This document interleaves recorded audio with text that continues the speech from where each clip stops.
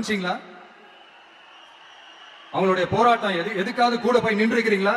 கூண்டாஸ்ல மட்டும் போடுவீங்க. இதானே உங்களுடைய அந்த சாதனை. பரந்தூர் பிரச்சனை உங்களுடைய உண்மையான நிலைப்பாடு என்ன? மேல்மா விஷயத்துல உங்களோட உண்மையான நிலைப்பாடு என்ன? தமிழகத்துல இருக்கிற எல்லா ஆறுகளையும் இணைப்போம், இந்தியாவிலேயே நாங்க தான் அதை பத்தி ஃபர்ஸ்ட் யோசிச்சோம் அப்படின்னு பெருமையா சொல்லிக்கிற இந்த திமுக கவர்மெண்ட் அவங்களுடைய நாக் என்னன்னு சொல்லவா? இந்த மாதிரி பெரிய பெரிய திட்டங்கள்லாம் ஆட்சிக்கு வந்த உடனே செய்ய மாட்டாங்க. அந்த ஆட்சி முடிகிற டைம்ல, அந்த கடைசி 6 மாசம், அந்த 1 வருஷம், அந்த 1.5 வருஷத்துல அதுக்கான திட்டத்தை கொண்டு வருவாங்க, அதுக்கான அடிக்கலை நாட்டுவாங்க. அதுக்கப்புறம் எலெக்ஷன் வரும், தோத்துருவாங்க. கேட்டா எங்க ஆட்சி தான் முடிஞ்சிருச்சு அப்படின்னு நாடகம் ஆடுவாங்க.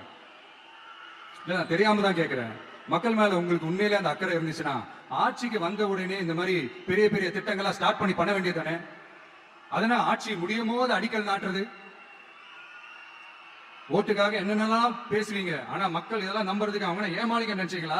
மக்களே, நம்மளுடைய ஆட்சி அமைஞ்சதும் இந்த மாதிரி பெரிய பெரிய திட்டங்கள்லாம் உடனே ஸ்டார்ட் பண்ணுவோம். அதை அந்த 5 வருஷத்துக்குள்ள அதை முடிக்கவும் ட்ரை பண்ணுவோம். இப்படி எல்லாம் நம்ம பேசினா காவிரி பிரச்சனையில உன் கருத்து என்ன, முல்லை பெரியார் பிரச்சனையில உன் கருத்து என்ன, இப்படி எல்லாம் அதெல்லாம் பத்தி உனக்கு என்ன தெரியுமா அப்படின்னு கேட்க ஆரம்பிச்சிருவாங்க. ஐயா, உலக மகா மேதைகளே, ROV, ரிமோட்லி ஆபரேட்டட் வெஹிக்கிள், அதை வச்சு தண்ணிக்குள்ளேயே போய் அணைகளோட உறுதித்தன்மை ஆராய்ச்சி பாக்குற வரைக்கும் நான் எல்லாம் தெரிஞ்சுதான் வச்சிருக்கேன். ஒருத்தன் சைலண்டா இருக்கான், அமைதியா இருக்கான்னா உடனே அவனுக்கு எதுவுமே தெரியாது நினைச்சிடாதீங்க.